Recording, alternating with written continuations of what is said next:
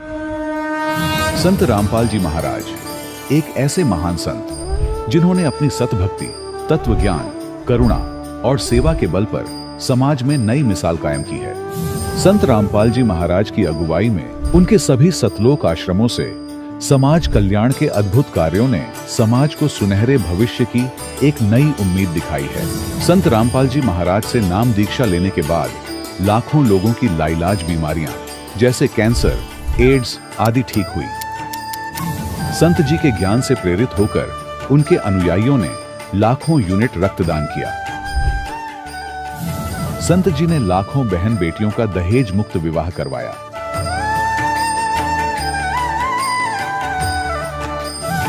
संत जी ने लाखों लोगों का नशा छुड़वाया, करोड़ों उजड़े परिवार बसे। संत जी के आश्रमों में समागम के दौरान निःशुल्क नेत्र चिकित्सा, दंत चिकित्सा प्रदान की जाती है। संत रामपाल जी महाराज द्वारा समय समय पर पर्यावरण संरक्षण के उद्देश्य से बड़े स्तर पर वृक्षारोपण किया जाता है। संत जी ने जरूरतमंदों को तत्काल राहत पहुंचाने के लिए एम्बुलेंस सेवा शुरू की। संत जी अपने अनुयायियों को देहदान के लिए प्रेरित करते हैं, जिससे मानवता की सेवा और चिकित्सा क्षेत्र में सुधार हो सके।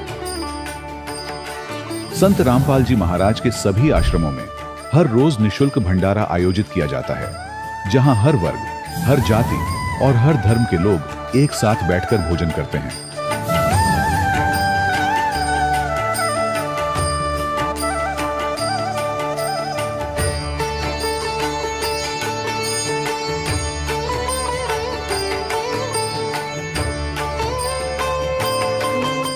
संत रामपाल जी महाराज की अन्नपूर्णा मुहिम ने गरीब और बेसहारा लोगों के जीवन में एक नई ऊर्जा और उम्मीद को जन्म दिया है। घर घर खाद्य सामग्री और जरूरी मदद पहुंचाकर संत रामपाल जी महाराज ने लोगों को दुख और मजबूरी से लड़ने की ताकत प्रदान की है।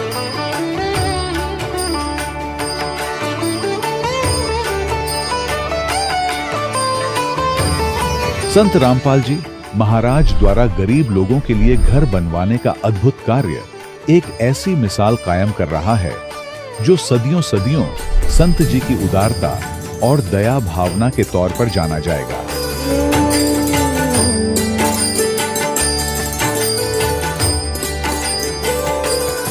संत रामपाल जी महाराज के आश्रम में हजारों बुजुर्गों को सम्मान और प्यार के साथ जीवन जीने का अवसर मिलता है। उनके खाने, रहने और स्वास्थ्य की पूरी जिम्मेदारी संत रामपाल जी महाराज उठाते हैं। अनाथ बच्चों के लिए संत रामपाल जी महाराज के सभी आश्रम किसी वरदान से कम नहीं। यहाँ उन्हें शिक्षा, संस्कार और भविष्य के लिए बेहतर अवसर प्रदान किए जाते हैं। चाहे बाढ़ हो, भूकंप या महामारी, संत रामपाल जी महाराज और उनके अनुयायी हमेशा ही जरूरतमंदों के लिए सबसे आगे खड़े रहते हैं। कोविड महामारी के दौरान संत रामपाल जी महाराज के आश्रमों से करोड़ों लोगों के लिए भोजन, दवाइयां और जीवन रक्षक सामग्रियां उपलब्ध कराई गई। चाहे गरीब की मदद हो या किसी शोषित और पीड़ित वर्ग के हक और सम्मान की लड़ाई, संत रामपाल जी महाराज ने हमेशा ही उनकी दबी आवाज को सरकारों तक पहुंचाया है और उन्हें उचित न्याय दिलवाने में अहम भूमिका अदा की है। समाज में आध्यात्मिक और सामाजिक मूल्यों के प्रति जागरूकता लाने में संत रामपाल जी महाराज हर कदम पर मानवता के सच्चे सेवक साबित हुए हैं। संत रामपाल जी महाराज का जीवन हमें सिखाता है कि सच्ची सेवा वही है जो निस्वार्थ भाव से की जाए। आइए हम भी इस महान सेवा के कार्य में इस महान संत से जुड़ें और संत रामपाल जी महाराज से नाम दीक्षा लेकर अपने जीवन को धन्य बनाएं।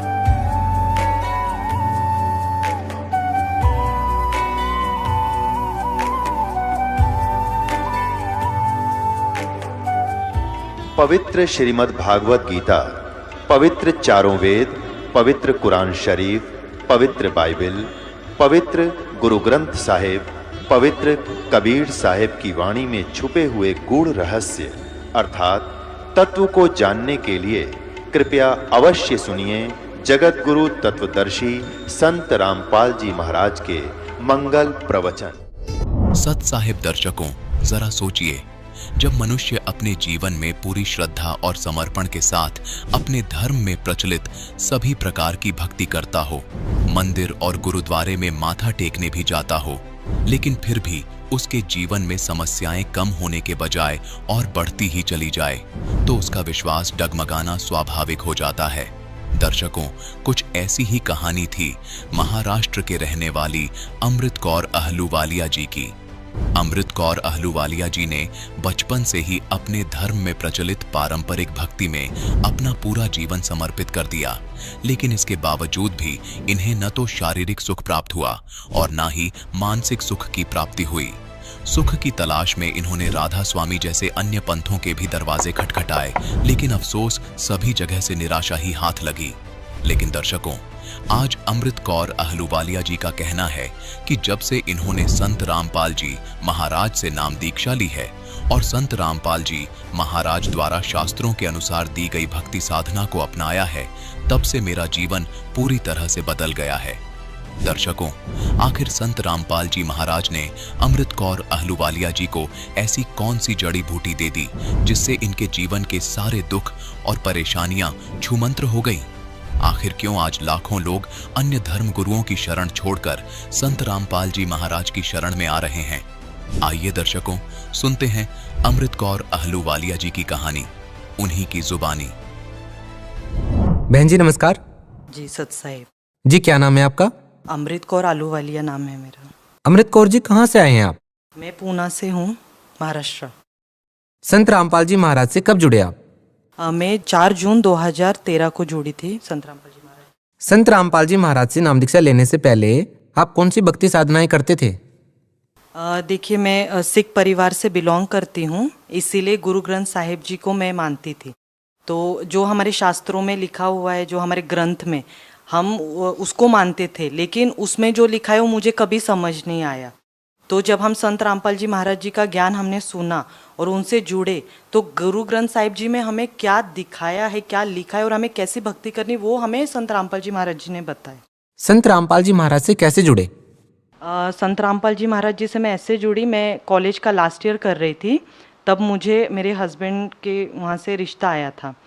तो वो 13 साल से जुड़े हुए संत रामपाल जी महाराज जी से। तो उन्होंने पहले तो हमें बताया, जब देखने आए, कि हमें दहेज में कुछ नहीं चाहिए। तो ये सुन के मेरा पूरा परिवार शॉक्ड हो गया था, क्योंकि हमने अपने मतलब जब तक के लाइफ में अभी तक कभी नहीं देखा कि दहेज नहीं मांगा है। तो हमारे फैमिली में सबसे बड़ा शौक तो ये था कि क्यों ऐसे। तो हमने सोचा कि लड़के में तो कोई प्रॉब्लम नहीं, या कुछ प्रॉब्लम तो नहीं, लेकिन जब हमने उनका ज्ञान समझा तो हम बहुत शॉक्ड थे। मेरी बहनें भी हैं, तो उनकी जब शादी हुई थी तो मम्मी डैडी ने बहुत दहेज दिया था।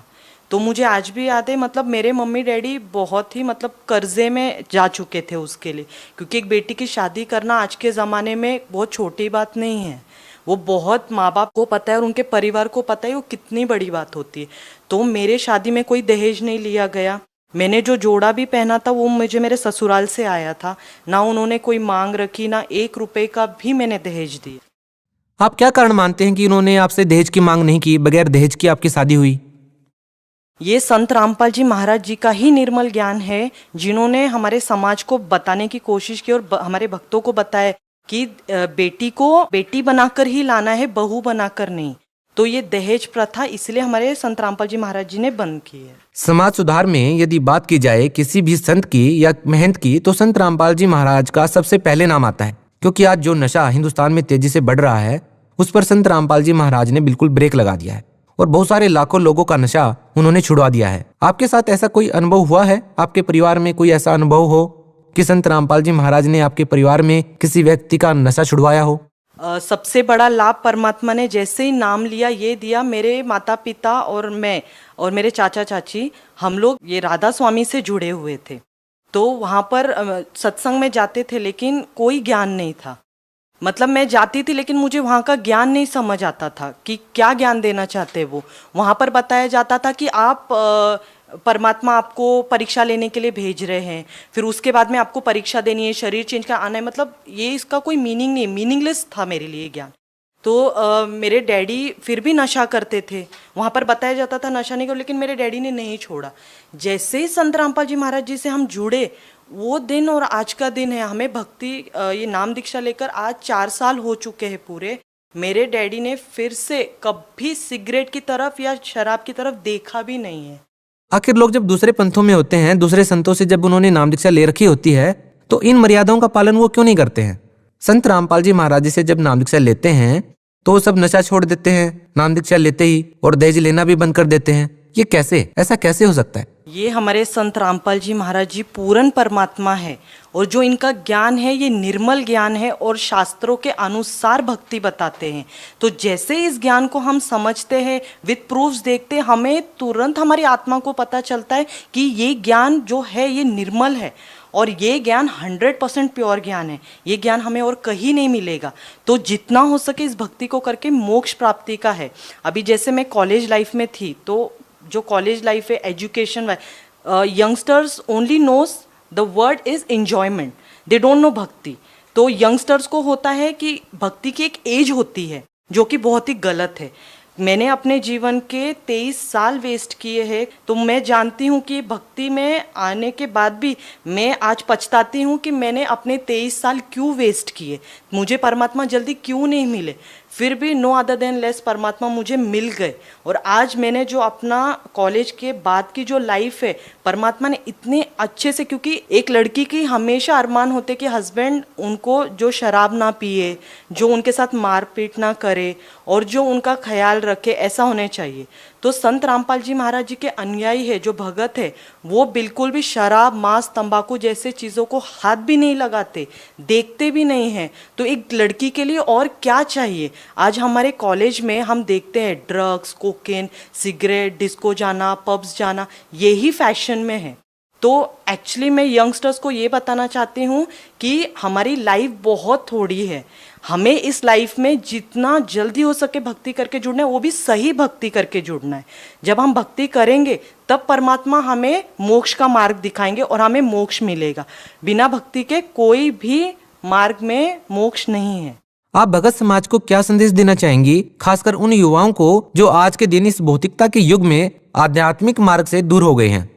जी, मैं उनको यंगस्टर्स को, सारे यंगस्टर्स को एक ही प्रार्थना करना चाहती हूँ कि देखिए, भक्ति की कोई एज नहीं होती।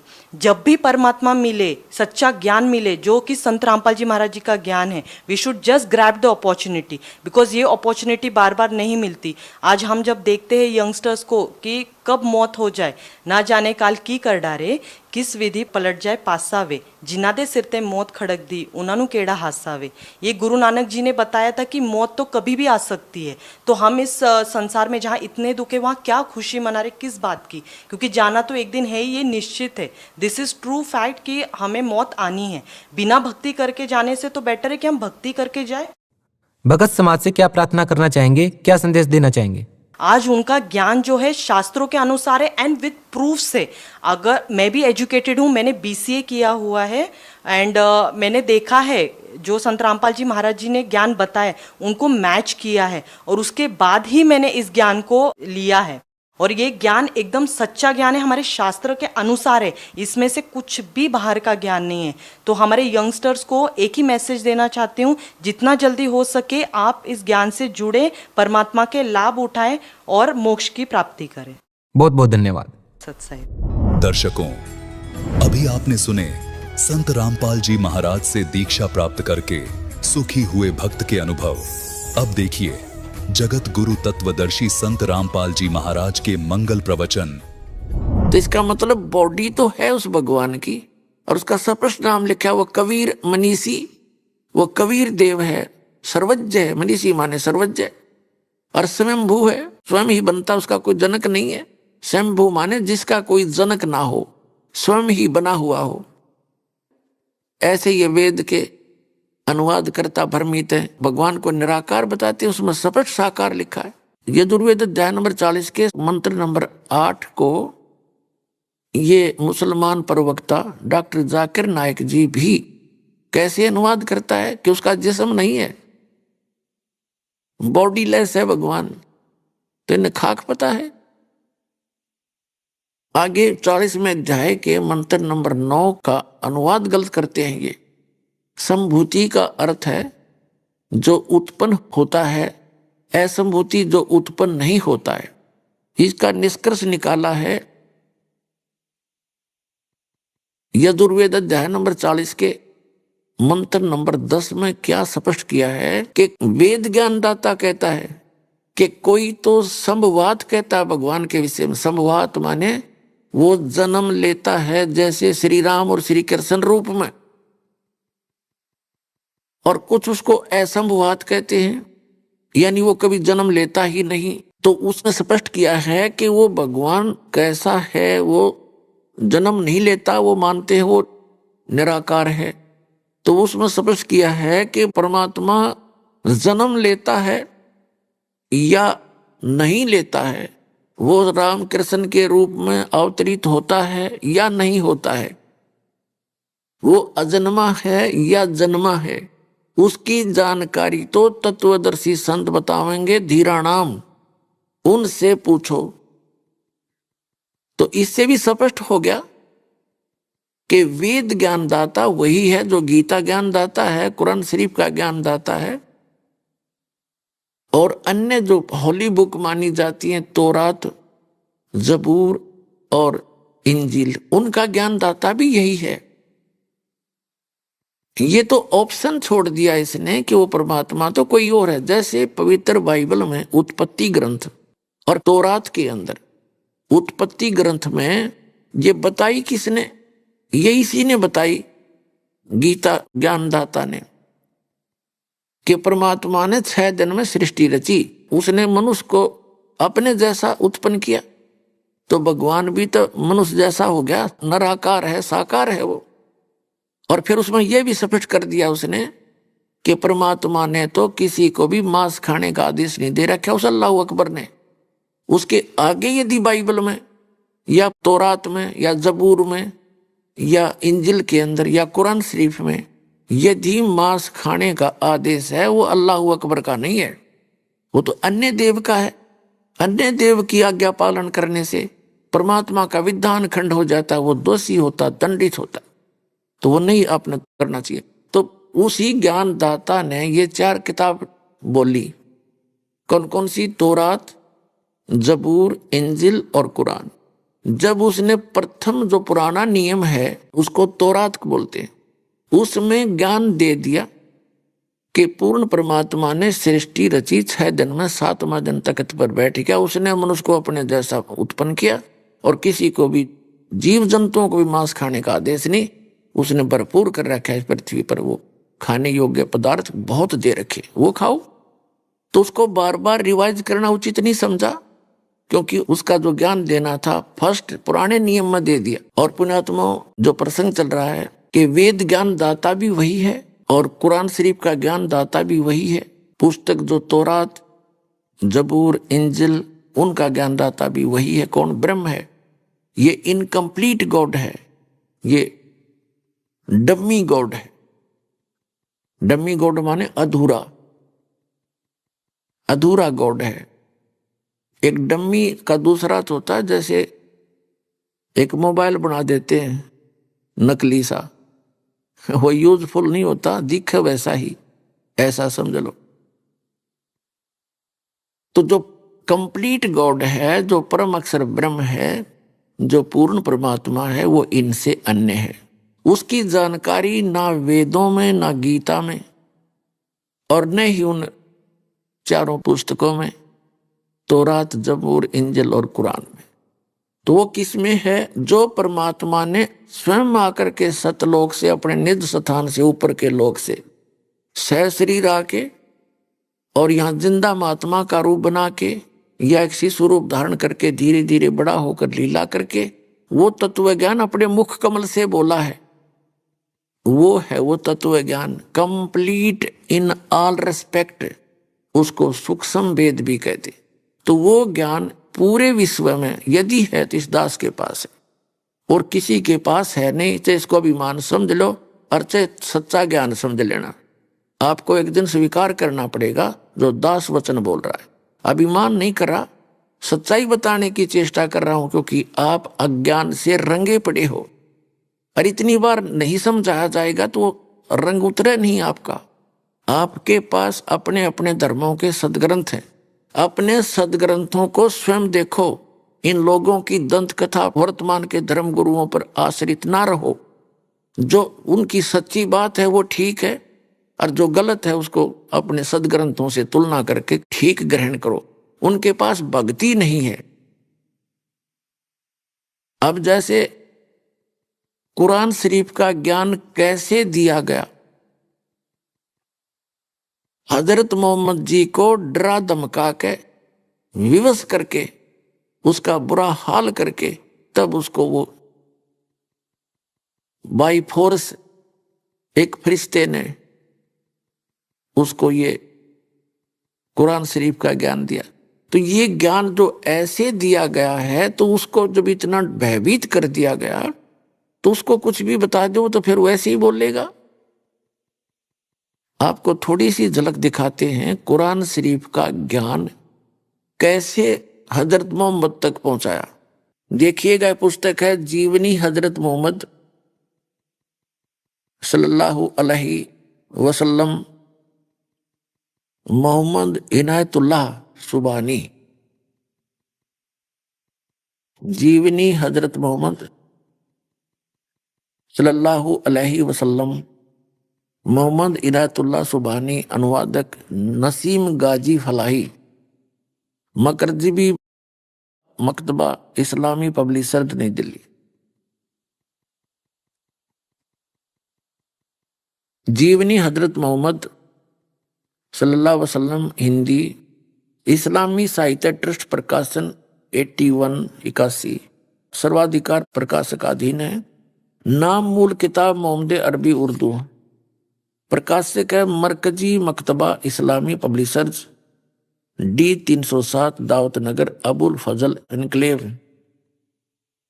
जामिया नगर, ऐसे ऐसे। और ये कहां से मुद्रित है? मुद्रक है HS ऑफसेट प्रिंट्स, नई दिल्ली 2। अब इसमें आपको दिखाते हैं 67 पृष्ठ से शुरू करते हैं। प्यारे नबी सल्लल्लाहु यानी हजरत मोहम्मद की 40वीं सालगिरह करीब आई। अब आप पर वह हकीकत खुलनी शुरू हो गई जिसकी आरजू में आप जी रहे थे। आप सल्लल्लाहु यानी हजरत मोहम्मद को सच्चे सौपन दिखने शुरू हुए, उनसे आप पर हकीकत खुल गई। अब देखेंगे 68 पर 68 पृष्ठ पे। इसी तरह रमजान के कुछ दिन बीत गए। एक दिन आप सल्लल्लाहु हजरत मोहम्मद गुफा में आराम कर रहे थे और सुबह का सुहाना समय था। अचानक एक फरिश्ता दिखाई दिया, बहुत ही खूबसूरत और हसीन फरिश्ता। हाथ में हसीन रेशम का एक टुकड़ा भी था। बोला, पढ़ो। आप सल्लल्लाहु यानी हजरत मोहम्मद घबरा गए। फरमाया, मुझे पढ़ना नहीं आता।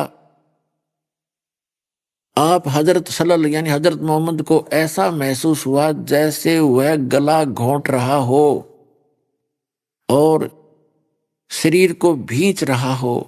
फिर छोड़ दिया और कहा, पढ़ो। फरमाया हजरत मोहम्मद ने कि मुझे पढ़ना नहीं आता। पुण्यात्मा, ऐसे डरा धमका के कैसा ही कुछ भी ज्ञान दे दो वही मानना पड़े। ऐसे ही गीता ज्ञानदाता ने अर्जुन को जब वो सीधे हाथों नहीं मान रहा था, ऐसा भयंकर रूप दिखा दिया, विकराल रूप अपना। उससे सारा कापन लग गया अर्जुन जैसा योद्धा। और फिर उसने जो कहा वो सारी मान ली इसने, वही तरीका इसने अपनाया। ये देखिएगा, फरमाया मुझे पढ़ना नहीं आता। फिर आप सल्लल्लाहु ने अर्थात हजरत मोहम्मद को महसूस हुआ कि वह गला घोंट रहा है दोबारा और शरीर को भींच रहा है, फिर छोड़ दिया और कहा पढ़ो। आप सलल को अंदेशा हुआ कि वह फिर गला घोटेगा और इस बार और जोर से भींचेगा। फरमाया क्या पढ़ूं? हजरत मोहम्मद बोला क्या पढ़ूं? अब फरिश्ता बोला पढ़ो अपने रब के नाम से जिसने पैदा किया इंसान को खून की फुटकी से।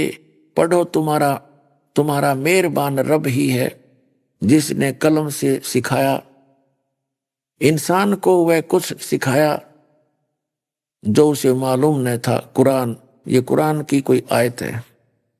फरिश्ते के बताने पर आप सल्लल्लाहु ने पढ़ा तो पढ़ते ही याद हो गया, चित्त पर अंकित हो गया। फिर फरिश्ता चला गया। आप उठ खड़े हुए। भय से दिल बैठा जा रहा था, घबराहट से चेहरा उतरा हुआ था। आप सहमी निगाहों से गुफा में हर तरफ देखने लगे। हैरानी और घबराहट की हालत थी। दिल ही दिल में सोचने लगे अभी मुझे किसने बातें की हैं, वह कौन मुझे पढ़ा गया है। फिर तेजी से गुफा से बाहर आए। अब आप सल्लल्लाहु हजरत मोहम्मद को पूरा विश्वास हो गया कि यह जिन्न का असर है और जिस बात का डर था वही सच साबित होकर रही। आप सल्लल्लाहु पहाड़ की घाटियों से गुजरने लगे। पूरा शरीर थर-थर कांप रहा था। दिल में बार बार ख्याल आता, शुरू में जो स्वप्न दिखाई दिया वह तो बिल्कुल सच्चे निकले। उनसे बहुत सी नई बातें मालूम हो गई। जिस चीज की तलाश थी वह खुल कर सामने आ गई। लेकिन वह कौन था जो अभी यहाँ खड़ा था? वह कौन था जो पढ़ने के लिए कह रहा था? अचानक एक आवाज आई, मोहम्मद। आप सल्लल्लाहु यानी हजरत मोहम्मद चौंक पड़े। घबरा कर सिर ऊपर उठाया तो देखा तो वही फरिश्ता आदमी की सूरत में खड़ा था। वह पुकार कर कह रहा था, मोहम्मद तुम अल्लाह के रसूल हो और मैं जिब्रील हूं। आप सल्लल्लाहु की घबराहट और बढ़ी। डर से रोंगटे खड़े हो गए। भय से कदम रुक गए।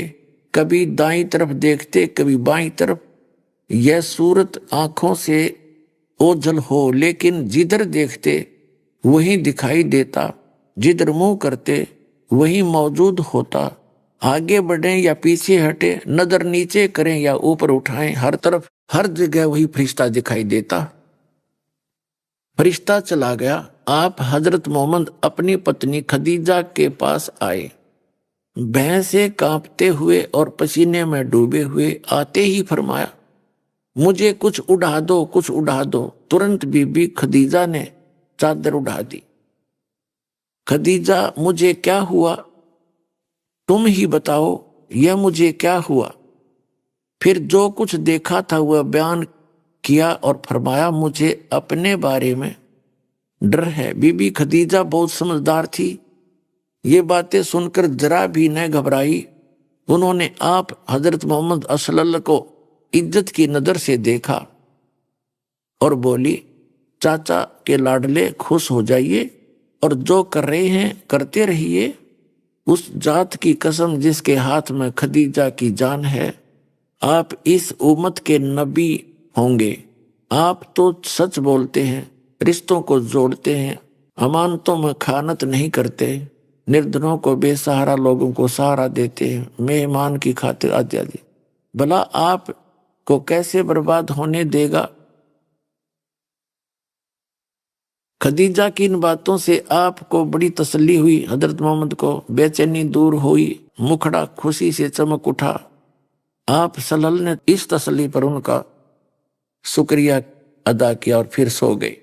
बीबी खदीजा ने आप सल्लल्लाहु की बातों पर विचार किया तो बड़ी खुश हुई, किंतु साथ ही साथ कुछ डरी भी। आप काबा का तवाफ करने चले। रास्ते में बरका मिल गए। देखते ही आपसे बोले, भतीजे तुमने क्या देखा है?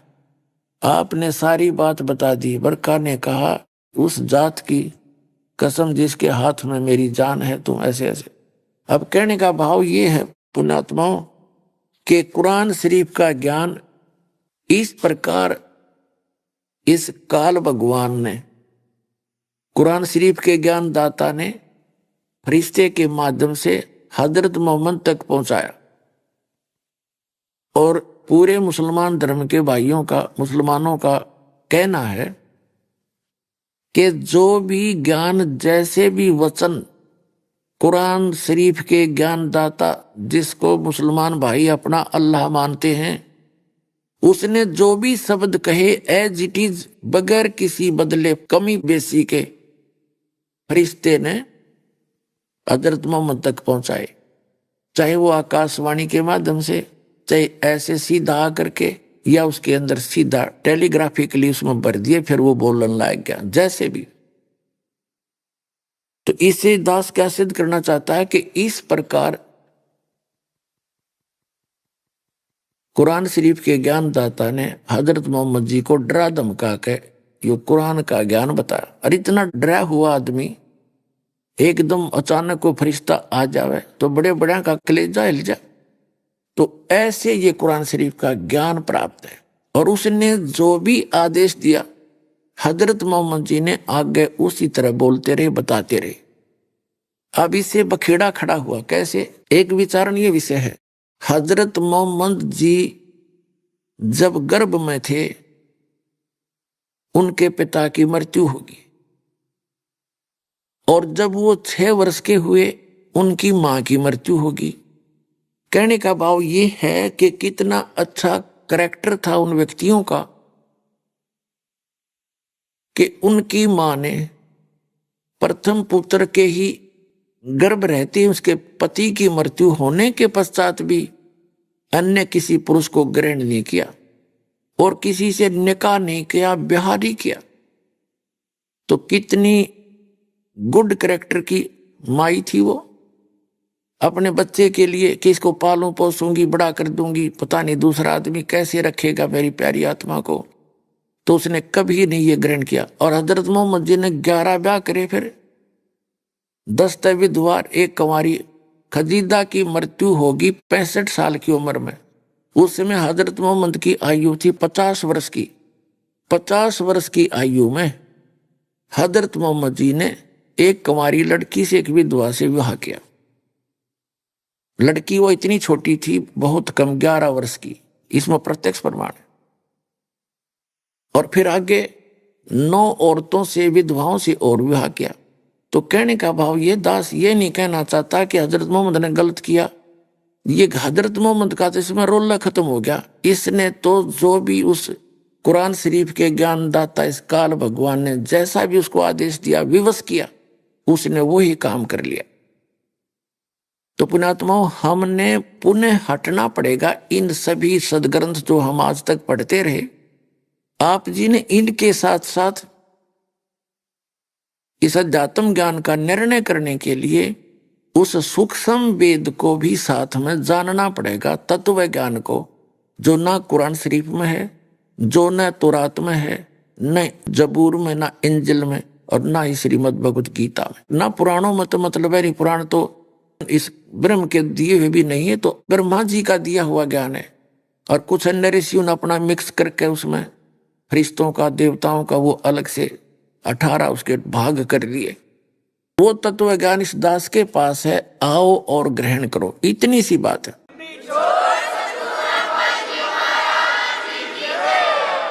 हजरत मोहम्मद जी का जो प्रथम विवाह हुआ था, एक खदीजा नाम की स्त्री थी, औरत थी, बहन थी।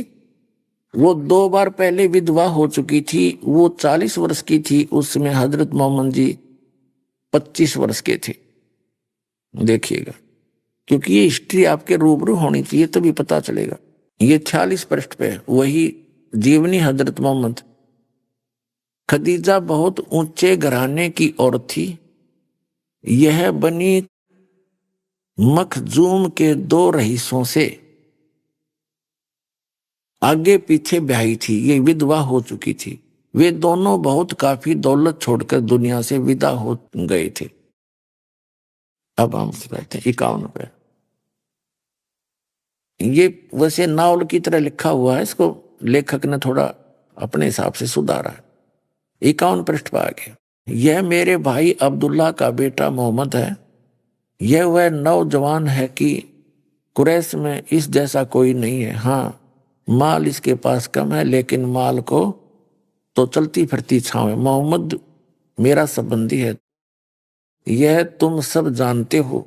वह खुलैविद की बेटी खदीजा से निकाह करना चाहता है। इस तरह मुबारक काम पूरा हुआ और कुरैश की सबसे बाइज्जत औरत कुरैश के अमीन के घर में आ गई। उस समय आपकी उम्र 25 साल 2 महीने 10 दिन की थी और बीबी खदीजा 40 साल की थी। अब 52 पे, खदीजा के साथ आपकी जिंदगी अत्यंत आनंदपूर्ण जिंदगी थी। अब देखो, अब 64 पृष्ठ पर पढ़िएगा। लेकिन ये मुबारक घड़ियां और खुशी के दिन जल्दी ही खत्म हो गए। आपके सब बेटे एक एक करके अल्लाह को प्यारे हो गए। कासिम, तैयब और ताहिर, वह सब अल्लाह से जा मिले। जख्म पर जख्म लगते रहे, लेकिन आप सब्र करते रहे। बचपन में तो यतीमी का दुख उठाया और बड़े हुए तो अपने जिगर के टुकड़ों का गम सहन करना पड़ा। आपकी बेटियां ही रह गई जो 4 थी, ज़नैब, रुक्या, उम्मे कुलसूम और फातिमा। अब पुण्यात्माओं, अब इस दास के प्रयत्न को ये ना समझना कि दास किसी की आलोचना करना चाहता है या किसी को हीन करना चाहता है या किसी के नबी, पैगंबर, देवता की कोई मान हानि करना चाहता है। दास ये चाहता है कि हजरत मोहम्मद 1 नंबर के पुण्यात्मा थे और ये फंस गए इस काल ब्रह्म के। इस काल ब्रह्म ने डरा धमका के इसको जो साधना बताई, 5 वक्त की नमाज, अजान और रोजे, ये 3 साधनाएं बताई और इनको डट कर करा करते थे वो। हजरत मोहम्मद जी जैसा ईमान अल्लाह पर कोई नहीं ला सकता। मुसलमान भाई जितना ईमान उन्होंने उस कुरान शरीफ के ज्ञान दाता को कंप्लीट गॉड मान के उन्होंने उसके ऊपर ईमान लाया, और उन जैसी भक्ति भी कोई नहीं कर सकता। उसके इतनी साधना करने के बाद हजरत मोहम्मद जी को उसकी भक्ति का क्या बेनिफिट हुआ? एक तरफ तो कुरान शरीफ में कहा है कि वो अल्लाह ताला, अल्लाह अकबर बड़ा मेहरबान है, बड़ा दयालु है, रहमत करता है, पापों को नाश करता है। वो बिल्कुल सही बोला है, वो तो सही है, वो तो ऐसा ही है। लेकिन हजरत मोहम्मद जी को उनकी रहमत नहीं मिली, उनका लाभ नहीं मिला। उसका कारण क्या रहा कि उस अल्लाह अकबर की way of worship, method of worship, पूजा का मार्ग, पूजा की विधि नहीं है। सूरत फुरकानी 25 आयत नंबर 52 से 59 में स्पष्ट कर दिया कुरान शरीफ के ज्ञानदाता ने कि वो अल्लाह अकबर तो वो है जिसने 6 दिन में सृष्टि रची, 7वें दिन तख्त पर जा बैठा, वो है क्रिएटर। और उसकी खबर कुरान शरीफ का ज्ञानदाता नहीं जानता। वो कुरान शरीफ में नहीं है जो ज्ञान उसने बताया हजरत मोहम्मद को जबरील देवता के माध्यम से। उसने अपने सतर की विधि बताई है कि मेरे सतर की ये साधना है और इसकी साधना से पाप नाश नहीं हो सकते, जो कर्म में वही मिलेगा, उसमें कोई परिवर्तन नहीं हो सकता। और यही गीता ज्ञानदाता 8वें अध्याय के 13वें श्लोक में कहता है कि मेरा जो मंत्र है ओम इति एकाक्षरम ब्रह्म व्यवहारण माम अनुस्मरण ये प्रयाति तजन देहम सयाति परमाम गतिम, कि मेरे सतर का, मेरी पूजा का केवल एक ओम अक्षर है, नथिंग एल्स। इसका अंतिम सांस तक जो भक्ति करता हुआ शरीर छोड़कर जाएगा वो ब्रह्म से मिलने वाली परम गति प्राप्त होगी। और ब्रह्म से मिलने वाली परम गति कौन सी है? ब्रह्मलोक।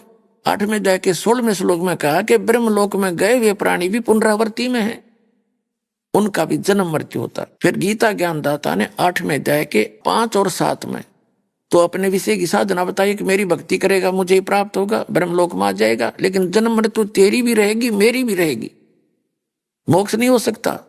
और जैसा कर्म करेगा वैसा फल भी मिलता रहेगा। लेकिन 8वें अध्याय के प्रथम मंत्र में अर्जुन ने पूछा कि किम तत् ब्रह्म, उसका उत्तर दिया 8वें अध्याय के 3रे श्लोक में गीता में कि वो परम अक्षर ब्रह्म है। तो 8वें अध्याय के 5 से 7 तक तो अपनी विधि बताता, गीता ज्ञान दाता, और उसके विषय में इसने बता दिया जन्म मृत्यु तेरी भी रहेगी मेरी भी रहेगी, यहां शांति हो नहीं सकती, युद्ध तो करना ही पड़ेगा। और युद्ध करना तो वहां शांति कहा। इसलिए 18वें अध्याय के 66वें श्लोक में कहा कि तू सर्वभाव से उस परमेश्वर की शरण में जा, उसकी कृपा से तू परम शांति को और सनातन परम धाम को प्राप्त होगा। मेरी शरण में रहेगा तो शांति नहीं हो सकती। या तो आपने दुख है भाग में तो दुख भी भोगने पड़ेंगे, और सुख है तो तेरे भाग का सुख भी मिलेगा। उसके लिए ऑप्शन छोड़ दिया है कि तत्वदर्शी संतों को पूछ, मैं नहीं जानता उसकी भक्ति विधि। 17वें अध्याय के 23वें श्लोक में गीता ज्ञानदाता ने उस परम अक्षर ब्रह्म सच्चिदानंद घन ब्रह्म, ब्रह्म ने माने सच्चिदानंद घन ब्रह्म की भक्ति का संकेत किया है कि उसके 3 मंत्र का जाप है। ओम तो सार्वजनिक कर दिया, वो तो उसका है ही, और तत् और सत वो सांकेतिक छोड़ दिए, उसको तत्वदर्शी संत बताएगा। तो वो दोनों कोड वर्ड जो हैं वो दास के पास है, वो कंप्लीट कोर्स है। तो उसकी भक्ति 8वें अध्याय के 8, 9, 10 श्लोक में बताया कि सच्चिदानंद घन ब्रह्म की भक्ति करेगा तो उसको प्राप्त होगा। 8वें अध्याय के 5 और 7 में कहा कि मेरी भक्ति करेगा तो मुझे प्राप्त होगा। ब्रह्म की साधना करने वाला ब्रह्मलोक में जाएगा। गीता अध्याय नंबर 8 के श्लोक नंबर 16 में स्पष्ट कर दिया है कि ब्रह्मलोक पर्यंत सभी पुनरावृत्ति के अंदर है। तो उसने स्पष्ट कर दिया है कि उस पूर्ण परमात्मा की साधना से मैं परिचित नहीं हूं, और मेरी भक्ति करेगा तो ऐसे ही कष्ट भी होंगे, तेरे भाग में सुख है तो सुख भी होगा, तो ये दोनों मिलते रहेंगे। और परम शांति चाहिए तो तुझे सब पापों का नाश चाहिए तो परम अक्षर ब्रह्म की शरण में चला जा। उसके लिए तत्वदर्शी संत की खोज कर ले। तो वो तत्वदर्शी संत ये दास रामपाल दास सतलोक आश्रम भारत के अंदर है।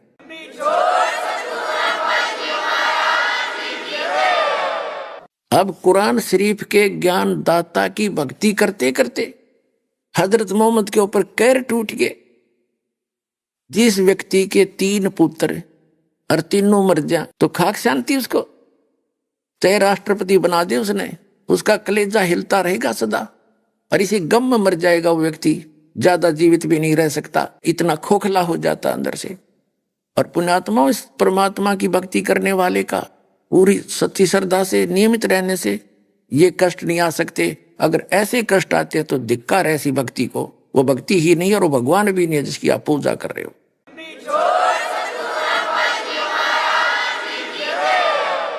और आगे हजरत मोहम्मद की फिर मृत्यु कैसे हुई वो थोड़ी सी झलक और दिखा देते हैं। पहले थोड़ा सा इनका जो इसने और विवाह किए वो दिखाता हूं। जब हजरत मोहम्मद जी 50 वर्ष के हुए तो खदीजा जो इनकी पत्नी पहले जो 40 वर्ष की थी, जब ये 25 वर्ष के थे, हजरत मोहम्मद 50 वर्ष के हुए, खदीजा इनकी पत्नी 65 वर्ष की होकर मृत्यु को प्राप्त होगी। और उसकी मृत्यु के 1 आध वर्ष के बाद किसी माई ने आकर कहा कि आप विवाह कर लो। अब उसकी थोड़ी डिटेल इसमें इनके जीवन चरित्र से दिखाऊंगा, अच्छा लगेगा। ये वही पुस्तक है जीवनी हजरत मोहम्मद सल्लल्लाहु अलैहि वसल्लम। ये देखिएगा, ये वही है।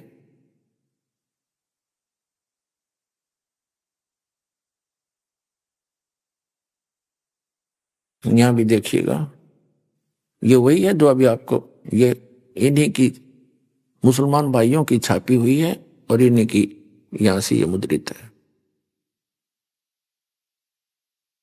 अब इसके हम यहां देखिएगा, हम 149 से शुरू करते हैं।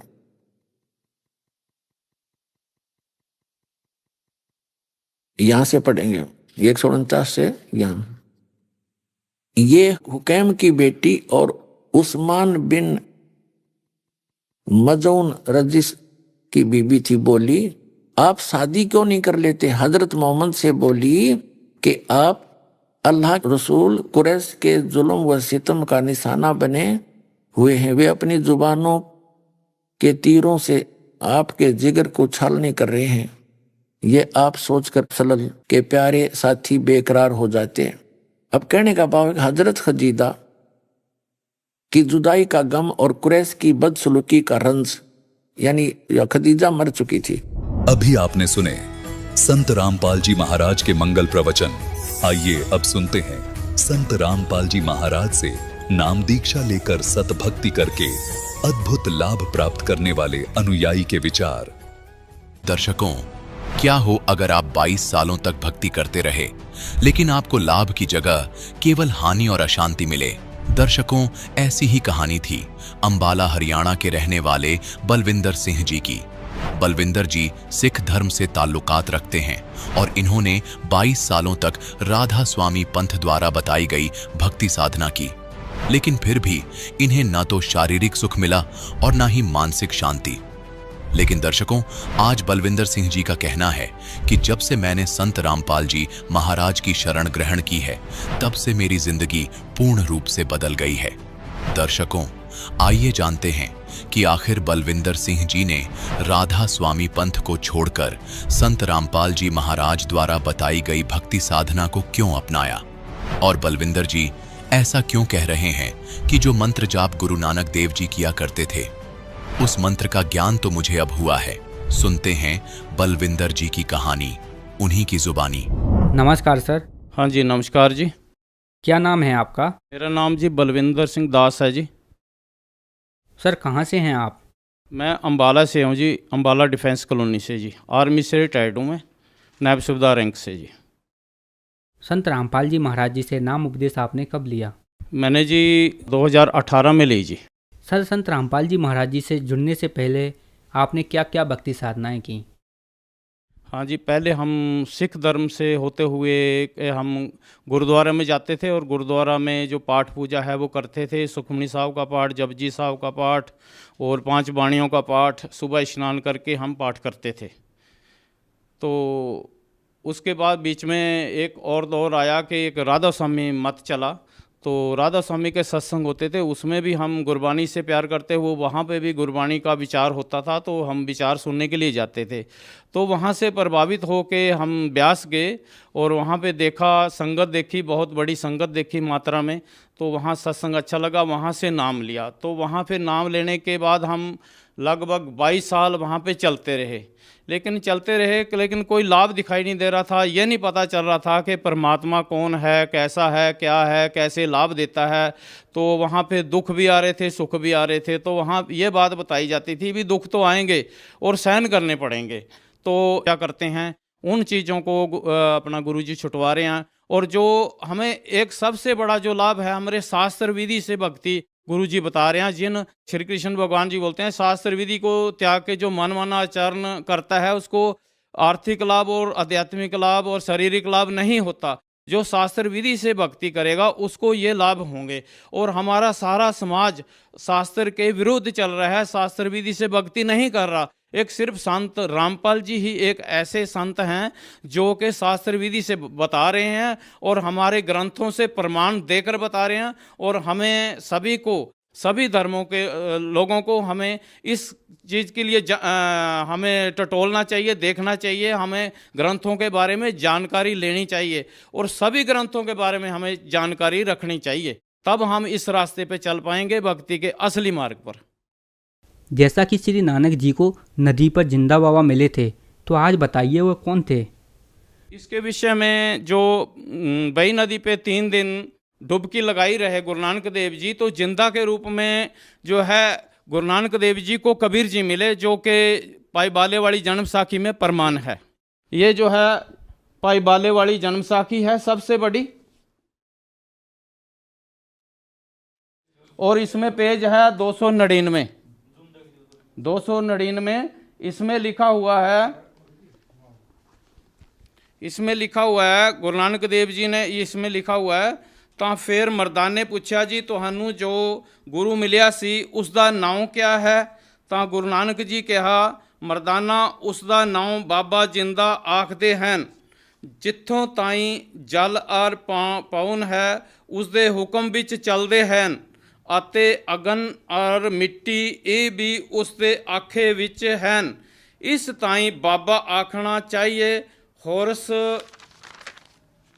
ताई बाबा नहीं आखना। ਤਾਂ ਮਰਦਾਨੇ ਨੇ ਕਿਹਾ ਗੁਰੂ ਜੀ ਅਸੀਂ ਵੀ ਤਾਂ ਤੁਹਾਡੇ ਨਾਲ ਹੀ ਫਿਰਦੇ ਆਏ, ਤਾਂ ਸਾਨੂੰ ਕਦ ਮਿਲਿਆ ਹੈ? ਤਾਂ ਗੁਰੂ ਨਾਨਕ ਜੀ ਕਿਹਾ ਮਰਦਾਨਾ ਅਜੇ ਤੂੰ ਅਸਾਂ ਥੀ ਨਹੀਂ ਆਇਆ ਸੈਂ, ਜਦ ਅਸੀਂ ਮਿਲ ਆਏ ਤਾਂ ਮਰਦਾਨੇ ਨੇ ਕਿਹਾ ਜੀ ਕਦ ਗਏ ਸੋ? ਗੁਰੂ ਜੀ ਕਿਹਾ ਜਦ ਸੁਲਤਾਨपुर ਵਿੱਚ ਡੁਬਕੀ ਲਾਈ ਸੀ तब मर्दाना असी 3 दिन उस पास रहे सी। तो अभी यहाँ पे बताना होगा कि वो जिंदा कौन था। ये है कबीर सागर, ये कबीर सागर है। अभी ऐसी इहदे च देखांगे कि भी जिंदा कौन है। ये जो कबीर सागर है संत रामपाल जी द्वारा निचोड़ है कबीर सागर से, और वो इन्होंने यहाँ पे लिखा हुआ है इसमें कि श्री नानक देव जी को प्रभु मिले, परमात्मा मिले, अथ नानक शाह जी की कथा चुपाई, नानक शाह कीन तप भारी, तब सब विद ब्यो ज्ञान अधिकारी, भक्ति भावता को लिखी आए पाया, तापर सतगुरु कीनी दाया, जिंदा रूप धर्यो हम जाई। कबीर जी कह रहे हैं कि मैंने जिंदा रूप धरा, जिंदा रूप पंजाब देश चले आई, अनहद बानी कियो पुकारा, सुन के नानक दर्श निहारा, सुन के अमर लोक की बाणी, जान परा निज समर्थ ज्ञानी। तो यहाँ साबित होता है इस जो कबीर सागर से जो संत रामपाल जी द्वारा लिखित निचोड़ निकाला हुआ कबीर सागर से, तो इसमें साबित हुआ है कि जो जिंदा थे वो कबीर जी थे। और जो है यहाँ ये भी लिखा हुआ, पढ़ सकते हैं इसको, गुरु नानक देव जी ने पहले 60,000 जन्म लिए, तब इनको जब जिंदा रूप में बई नदी में मिले और इनको ज्ञान दिया, और ये भी बताया कि मैं काशी में भी रहता हूँ, जुलाई का काम करता हूँ। तो गुरु नानक देव जी की जो पहली उदासी है वो काशी की थी। आप इस चीज़ को मैं सिख भाइयों से ये हाथ जोड़ के बेनती करता हूँ कि पहली उदासी चेक कर लेना कि पहली उदासी गुरु नानक देव जी की काशी जी की थी, और कबीर जी से जाके मिले थे। फिर इन्होंने प्रचार करना शुरू किया था और लोगों ने उस प्रचार को माना नहीं, गुरु नानक जी को तंग किया इस प्रचार की भी, ऐसा प्रचार क्यों कर रहे हैं। जैसा कि आपने बताया कि संत रामपाल जी महाराज ने जो ज्ञान बताया है वह सिख धर्म के जितने भी पवित्र सदग्रंथ हैं, जो आपने दिखाए कि जो जिंदा बाबा मिले थे वह कबीर जी स्वयं थे। तो जो श्रद्धालु सिख धर्म से अभी संबंधित हैं उन्हें आप क्या संदेश देना चाहते हैं?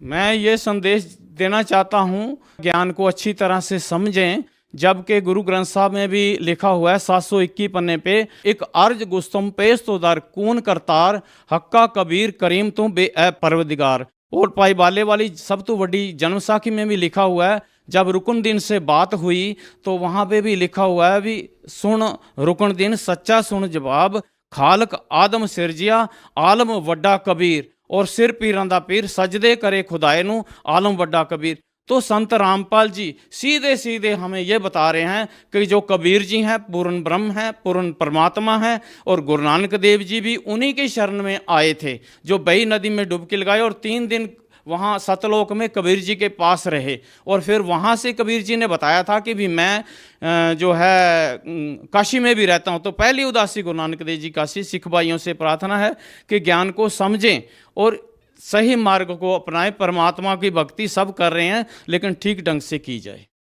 इसी बीच हम आपसे यह जानना चाहते हैं कि उन श्रद्धालुओं को आप क्या संदेश देना चाहते हैं जो डेरा ब्यास दादा स्वामी पंथ से लाखों करोड़ों की संख्या में जुड़े हुए हैं।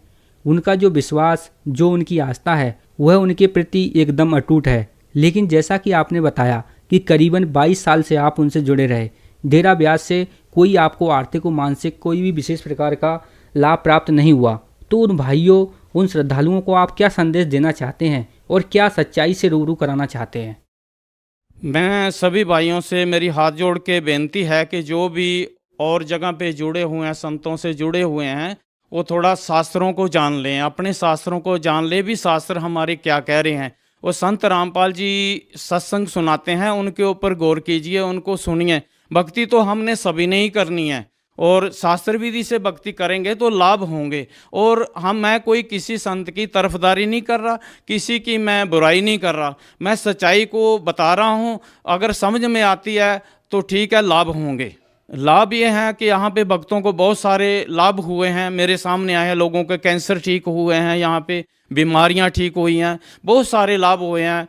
मेरे खुद घर में कलह कलेश बनी रहती थी, अभी शांति है, मैं आराम से भक्ति कर रहा हूँ। मेरे खुद 2 बच्चों की जो है रमैनी हुई है, कोई खर्चा नहीं लगा। जबकि लोग इसको पता नहीं कहाँ कहाँ से पैसा इकट्ठा करके बेईमानी से, धोखाधड़ी से या कैसे भी मेहनत करके इतना पैसा इकट्ठा करते हैं, 1-2 दिन में ब्याह शादियों में लगा देते हैं, और नशा पता नहीं क्या क्या चीज़ें वहाँ यूज होती हैं। तो उन सभी से संत रामपाल जी हमें दूर करते हैं और हमारी बुराइयों को हटा के सच्ची भक्ति, सच्चा मार्ग दे रहे हैं, और समाज में जो है एक अच्छा माहौल पैदा हो रहा है। तो जो श्रद्धालु आज आपको देख रहे हैं, यदि वह संत रामपाल जी महाराज जी से जुड़ना चाहें तो कैसे जुड़ सकते हैं? टीवी के ऊपर जो पट्टी चलती है उसके ऊपर नंबर दिया हुआ है, उस नंबर से संपर्क करके आप संत रामपाल जी से जुड़ सकते हैं और नाम दीक्षा ले सकते हैं और खुशियां प्राप्त कर सकते हैं। सर बहुत बहुत धन्यवाद आपका। सत